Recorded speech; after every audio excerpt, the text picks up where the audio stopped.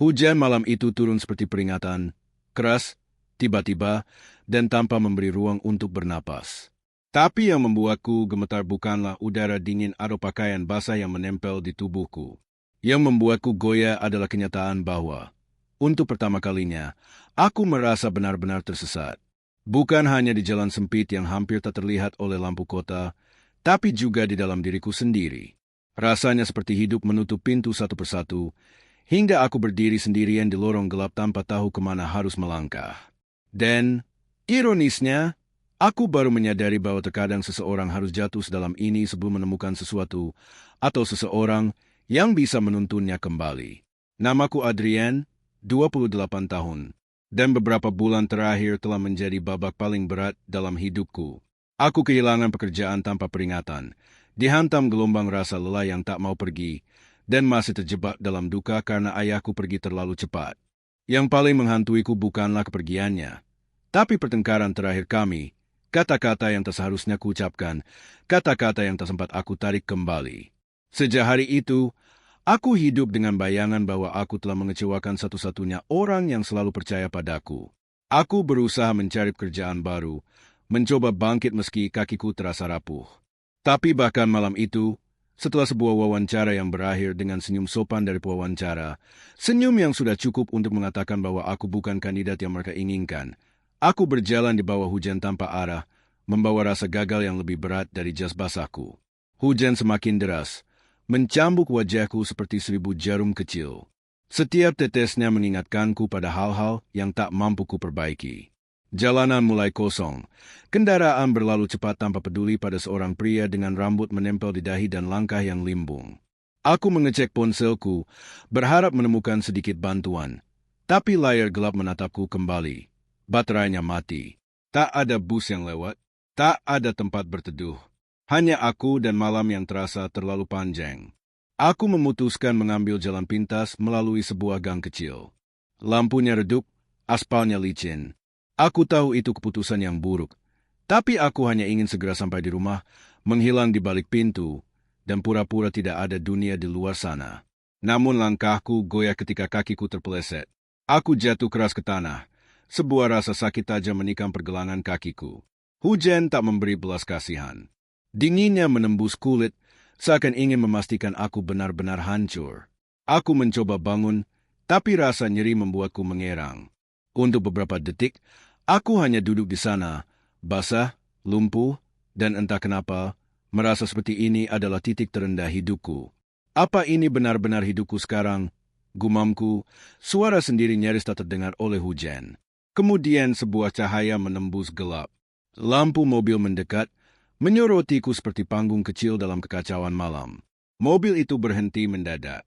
Pintu terbuka, dan suara lembut namun tergesa menembus suara hujan. "Kamu baik-baik saja?" Aku mengangkat wajah, dan di tengah kabut hujan, aku melihatnya, seorang wanita dengan payung hitam, rambut panjang yang sedikit berantakan, dan ekspresi yang tak bisa kuterjemahkan. Ada kehangatan, ada kekhawatiran, tapi juga ada kesedihan yang ia sembunyikan dengan buruk. Namanya Aruna. Usianya mungkin 26, tapi matanya terlihat lebih tua daripada itu, seperti seseorang yang telah memikul sesuatu yang berat terlalu lama. "Aku jatuh," jawabku, mencoba terdengar normal meski suaraku bergetar. "Aku lihat," katanya pelan. "Kamu tidak bisa jalan dengan itu. Masuk saja ke mobil. Aku antar ke tempat yang lebih aman." Refleksku ingin menolak. Aku tak terbiasa menerima pertolongan, apalagi dari seseorang yang baru ku kenal. Tapi rasa sakit di kakiku membuatku realistis. Dan entah mengapa, ada sesuatu dalam caranya memandangku, sebuah ketulusan yang tak berlebihan, sebuah perhatian yang tidak memaksa. Akhirnya aku mengangguk. Di dalam mobil, kehangatan menyergapku, membuatku lupa betapa dinginnya luar sana. Tapi meski tubuhku mulai nyaman, hatiku tetap waspada. Kami tak berbicara, hanya suara hujan yang mengetuk kaca, lembut namun terus-menerus. Sesekali aku melirik ke arahnya. Tangan Aruna memegang setir dengan gemetar halus. Matanya merah, seolah ia baru saja menangis, atau masih menahannya. Aku ingin bertanya apakah dia baik-baik saja, tapi kata-kata itu seakan tercekat di tenggorokanku. Aku sudah terlalu tenggelam dalam masalahku sendiri hingga lupa bagaimana memulai percakapan yang tulus. Kita berhenti di kafe yang masih buka. Kamu butuh tempat kering dan hangat, katanya akhirnya. Suaranya tenang meski matanya tidak. Aku hanya mengangguk. Malam itu aku tidak tahu siapa Aruna sebenarnya. Aku tidak tahu mengapa ia berada di jalan gelap pada jam seperti itu. Tapi satu hal pasti, ada sesuatu dalam dirinya yang terasa akrab. Seperti dua orang asing yang sama-sama hilang. Tapi entah bagaimana, menemukan arah saat bertemu. Dan aku belum tahu bahwa wanita yang menolongku malam itu, wanita yang duduk hanya beberapa inci dariku, suatu hari akan menjadi istriku. Begitu Aruna memarkir mobil di depan sebuah kafe kecil di sudut jalan, aku hampir lupa betapa derasnya hujan di luar.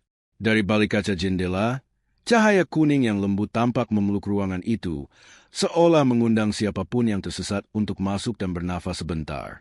Ketika pintu terbuka, aroma kopi berpadu dengan musik pelan menyambutku, dan untuk pertama kalinya malam itu, aku merasa tubuhku sedikit mengendur.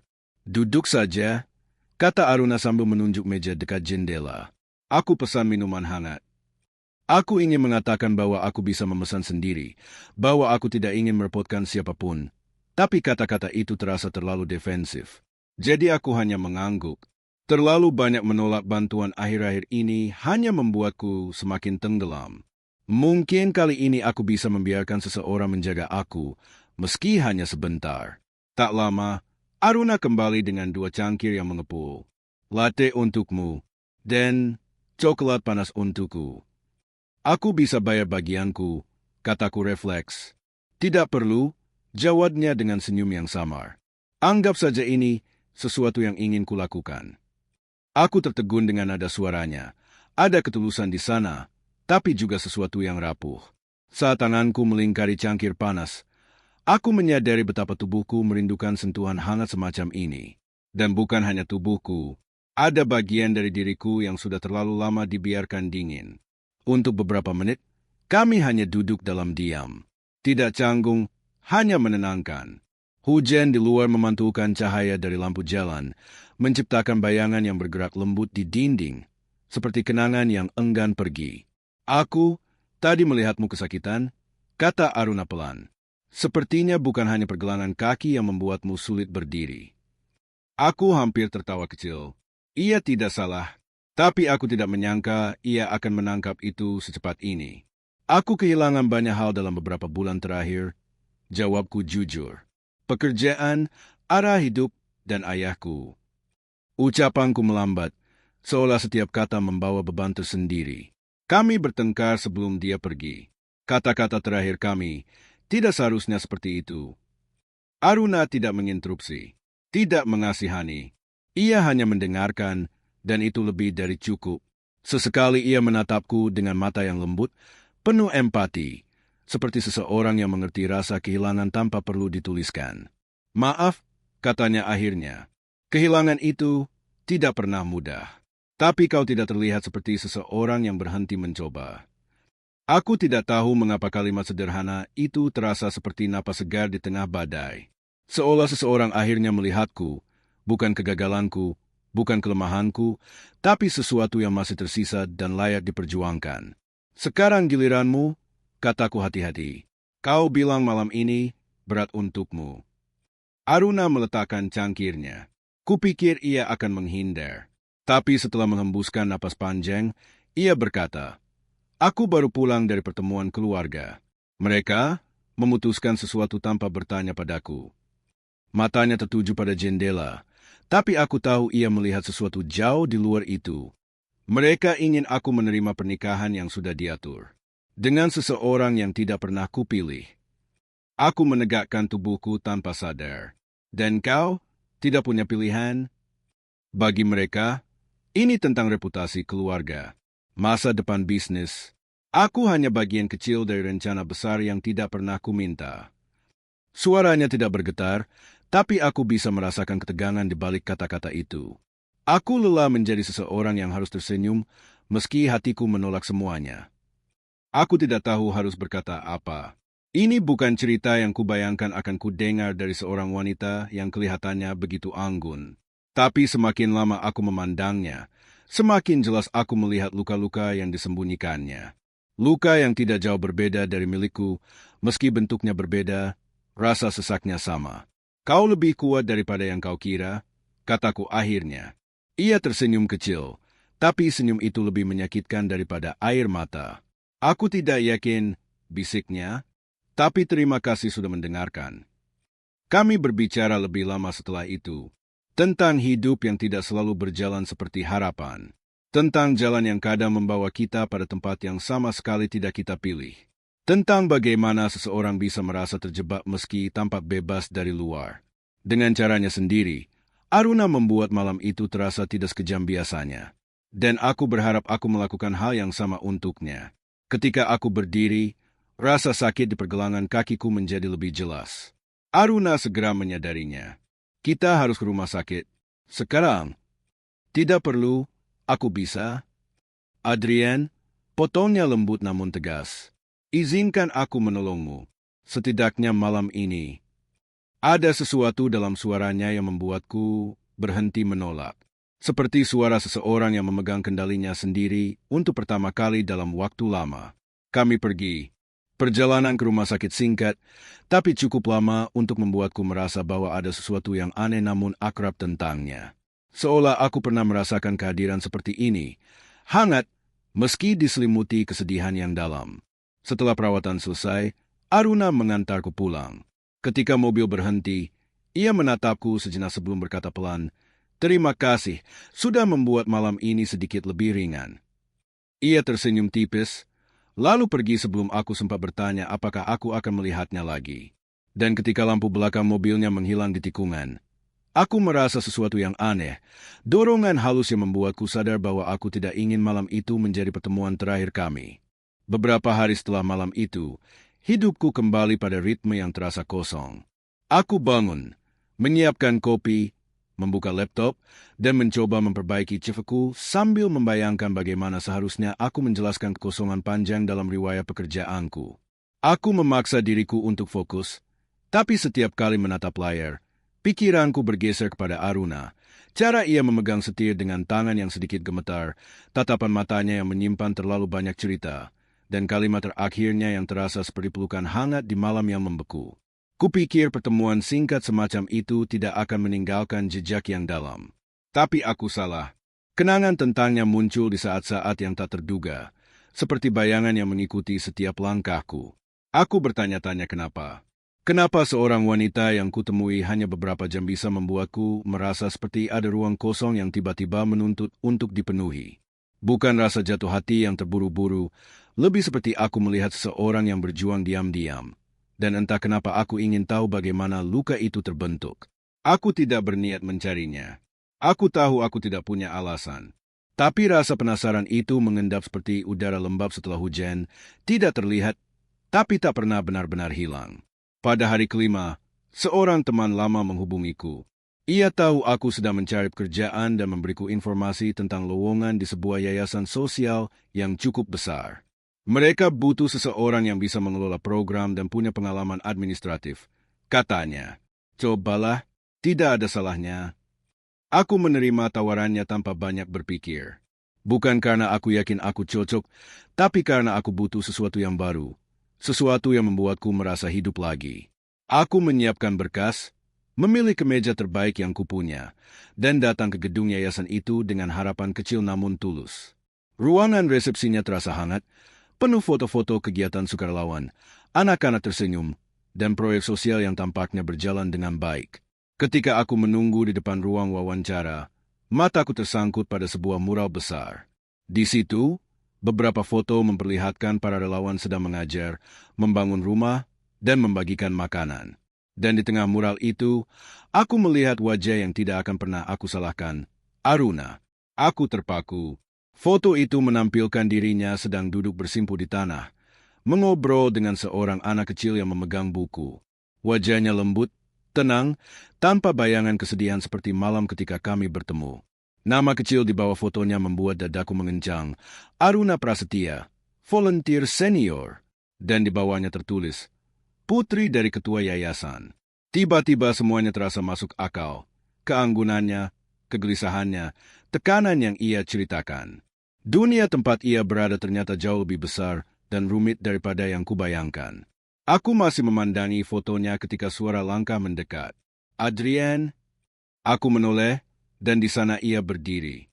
Aruna, tidak mengenakan gaun elegan atau mantel panjang seperti malam itu, tapi seragam sukarelawan sederhana berwarna krem. Senyumnya terangkat sedikit, tapi matanya menyimpan sesuatu yang lebih gelap, lebih lelah. Aruna, suaraku keluar lebih pelan dari yang kuharapkan. Keheningan singkat terbentuk di antara kami, bukan karena canggung, tapi karena terlalu banyak hal yang tak terucap. Ia menatapku seperti seseorang yang menemukan sesuatu yang hilang tetapi tidak yakin apakah ia boleh merasakannya. Kau melamar kerjaan di sini? Tanyanya akhirnya. Aku mengangguk. Seorang teman memberitahuku. Aku tidak tahu kau terlibat di yayasan ini. Ia tersenyum kecil. Aku banyak menghabiskan waktuku di sini. Kadang, ini satu-satunya tempat yang membuatku merasa bebas. Nada suaranya berubah sedikit ketika ia mengucapkan kata bebas, seakan kebebasan itu adalah sesuatu yang ia hanya kenal dalam bentuk bayangan. Saat kami duduk di bangku dekat lorong, aku melihat garis halus di wajahnya, bukan keriput, tetapi jejak kekhawatiran yang terlalu sering ia sembunyikan. Kau terlihat tidak baik, kataku jujur. Ia menunduk. Pertemuan keluarga itu tidak berjalan baik. Mereka ingin aku mempercepat pertunangan dengan Rafael. Nama itu terasa asing tapi berat. Rafael? Pewaris salah satu perusahaan terbesar di sektor energi, jawabnya singkat. Seseorang yang tidak pernah kupilih, tapi selalu dianggap pilihan terbaik bagi keluarga. Aruna menelan napas panjang sebelum melanjutkan. Malam aku bertemu denganmu. Aku pergi dari rumah hanya untuk bisa bernapas. Aku merasa terkurung di dunia yang tidak pernah memberiku ruang untuk menjadi diriku sendiri. Aku mendengarkan tanpa mengganggu. Semakin lama ia berbicara, semakin jelas aku melihat sisi dirinya yang tidak ia tunjukkan pada siapapun. Kerapuhan yang disembunyikan di balik senyum yang terlalu rapi. Aku menyukaimu, katanya tiba-tiba. Suaranya begitu rendah hingga aku hampir mengira aku salah dengar. Malam itu, aku merasakan sesuatu yang belum pernah kurasakan sebelumnya. Tapi aku tidak boleh membiarkan diriku menginginkan lebih. Kata-katanya jatuh seperti hujan pertama setelah musim kemarau. Tak terduga, namun membawa kejujuran yang tak bisa diabaikan. Aku menatapnya lama. Apa aku seharusnya menjer? Aruna menggigit bibir bawahnya, lalu berkata pelan, aku tidak tahu. Tapi aku tahu satu hal. Aku berada di titik di mana keberanian dan ketakutan rasanya begitu mirip. Dalam diriku, sesuatu bergeser. Aku mulai bertanya apakah aku punya hak untuk berada di dekat hidupnya yang rumit. Aku hanya pria yang sedang berusaha menyatukan kembali pecahan hidupku sendiri. Bagaimana aku bisa menjadi seseorang yang layak berdiri di sisinya? Namun ada sesuatu di matanya, sebuah permintaan diam yang tidak memaksa, tetapi jelas. Seolah ia berharap aku tidak pergi meski ia sendiri tidak bisa memintaku untuk tinggal. Saat aku hendak pergi menuju ruang wawancara, Aruna memanggilku dengan suara yang hampir bergetar. Adrian, aku menoleh. Kadang, seseorang datang ke hidup kita justru saat kita paling tersesat. Kalimat itu melekat di udara seperti nyala lilin di ruangan gelap. Dan entah bagaimana, kata-kata itu membuat hatiku, yang selama ini terasa kosong, mulai berdetak dengan arah baru. Pagi itu langit tampak gelap lebih awal. Aku baru saja tiba di yayasan ketika seorang sukarelawan mendekat dan berbisik. Aruna, pertunangannya malam ini. Semuanya sudah diatur. Dadaku serasa tercekat. Malam itu, hujan deras mulai menetes dari langit. Gemuruhnya mengingatkanku pada malam pertama aku bertemu Aruna. Momen yang kini terasa jauh dan dekat sekaligus. Seolah takdir ingin menguji kami sekali lagi dengan badai yang sama. Sepanjang hari, pikiranku tak bisa lepas dari Aruna. Aku membayangkan bagaimana ia bersiap untuk acara itu, betapa hatinya tercekik oleh tradisi keluarga, dan betapa ia merindukan kebebasan yang selama ini tersembunyi di balik senyumnya. Aku tahu aku tidak bisa diam. Tahun-tahun kegagalan, rasa takut, dan rasa tidak cukup tiba-tiba terasa tidak penting dibandingkan dorongan yang membuatku ingin melindunginya, atau setidaknya memastikan ia memilih untuk dirinya sendiri. Malam itu, aku menyiapkan diriku, jaket tebal, sepatu tahan air, dan keberanian yang aku kumpulkan seperti sepihan dari sisa hidupku. Hujan turun deras ketika aku melangkah keluar. Setiap tetes seakan menamparku, mengingatkan bahwa aku sedang melawan sesuatu yang lebih besar daripada diriku sendiri. Rasa takut dan ketidakpastian. Namun untuk pertama kalinya dalam bertahun-tahun, aku merasa hidup sepenuhnya. Aku tiba di gedung keluarga Aruna dengan tubuh basah kuyup, rambut menempel di wajah, dan napas tersengal. Para tamu menatapku heran, dan seorang pelayan bergegas menghampiriku. Aku menolak semua penjelasan. Aku harus berbicara dengannya, kataku tegas. Tanpa menunggu jawaban, aku menembus kerumunan hingga menemukan ruang tempat Aruna bersiap. Pintu terbuka, dan aku melihatnya. Aruna duduk di kursi, gaun pengantin krem yang indah menempel di tubuhnya, tetapi wajahnya basah oleh air mata yang tak sempat dihapus. Keluarganya menekannya. Suara-suara perintah bercampur dengan alasan logis yang terdengar sepele tapi menyiksa. Ia menunduk, tangan mengepal di pangkuannya, dan matanya memancarkan rasa kehilangan yang sama seperti malam pertama kami bertemu. Aku maju perlahan. Aruna, suaraku terdengar parau, basah oleh hujan dan rasa takut. Ia menoleh, matanya membesar, bibirnya sedikit gemetar. Aku tidak datang untuk menghentikanmu. Aku hanya ingin kau tahu, kau berhak bahagia. Kau tidak harus hidup sesuai yang mereka tentukan. Ada hening panjang. Aku menelan napas dan terus berbicara. Kali ini lebih jujur dari sebelumnya. Aku bukan siapa-siapa. Aku merasa tidak cukup, sering gagal, dan masih dihantui kematian ayahku. Tapi malam itu, kau menyelamatkanku, bukan hanya tubuhku yang basah dan kedinginan, tapi hatiku. Kau membuatku percaya lagi bahwa ada orang yang peduli. Aruna menunduk. Air matanya jatuh di pipi, dan aku menambahkan kata-kata yang telah lama terpendam di hati. Kalau kau mau pergi, aku ikut. Kalau tidak, setidaknya aku sudah berani mencintaimu. Ia menatapku, dan untuk pertama kalinya aku melihat kilau keberanian di matanya sendiri. Keberanian yang lebih kuat dari rasa takut atau tradisi. Suara keluarganya di luar menjadi samar. Dengan satu tarikan napas panjang, ia bangkit, menatap orang-orang di sekitarnya, dan berkata dengan suara yang bergetar namun tegas. Aku memilih hidupku sendiri. Aku tidak akan menikah dengan Rafael. Ruangan itu hening. Napas semua orang tertahan. Aku melihat kebebasan menyelinap dari matanya, meskipun momen itu penuh ketegangan. Tanpa menunggu reaksi lebih lanjut, ia berlari ke arahku. Aku menangkap tangannya, dan kami keluar ke hujan, tak peduli pakaian basah dan dingin yang menusuk tulang. Di bawah hujan yang deras, kami berdiri berhadapan, dan ia mengangkat tangannya, menempelkan kedua telapak di pipiku. Waktu itu aku menyelamatkanmu, tapi sebenarnya kamu yang menyelamatkanku, katanya. Suaranya lembut, penuh kejujuran yang selama ini kami sembunyikan dari dunia. Kami memeluk erat, seolah ingin menelan semua rasa sakit, ketakutan, dan kesepian yang menimpa kami. Hujan tidak lagi terasa dingin. Ia menjadi simbol baru, simbol kelahiran kembali, simbol cinta yang lahir dari keberanian dan kejujuran. Beberapa bulan kemudian, hidup kami berubah. Aku bekerja penuh di yayasan yang sama, belajar bagaimana memberikan lebih dari sekadar kata-kata. Aruna bebas dari tekanan keluarga, tersenyum tanpa ada bayangan kesedihan yang tersembunyi. Kami berjalan bersama melalui jalan yang sama di mana malam pertama kami bertemu. Kali ini tidak hujan deras, tapi udara membawa aroma tanah basah yang hangat, mengingatkan kami akan awal pertemuan kami. Di tengah jalan itu, aku berhenti, menatapnya, dan tanpa ragu aku berlutut.